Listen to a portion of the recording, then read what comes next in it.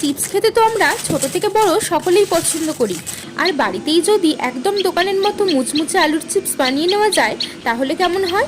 আজ আমি একদম দোকানের মতো মুচমুচে আলুর চিপস বানাবো।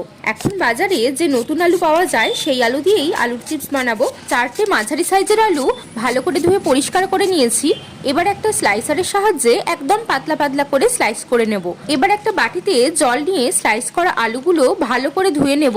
প্রায় 4-5 বার জল পাল্টে ভালো করে ধুয়ে নেব। এবার একটা কাপড়ের ওপর আলুর স্লাইসগুলো রেখে আর একটা কাপড় দিয়ে এক্সট্রা জলটা মুছে নিয়ে এইভাবেই আধ ঘন্টার জন্য খোলা রেখে দেব, যাতে এক্সট্রা জলটা পুরোপুরিভাবে শুকনো হয়ে যায়। এবার একটা কড়াতে সাদা তেল খুব ভালোভাবে গরম হয়ে এলে আলুর চিপসগুলো ভেজে নেব। আলুর চিপসগুলো ভাজা হয়ে গেছে, এবার তুলে নিচ্ছি। এবার ওপর থেকে অল্প নুন ছড়িয়ে দিয়ে ভালো করে মিশিয়ে নেব।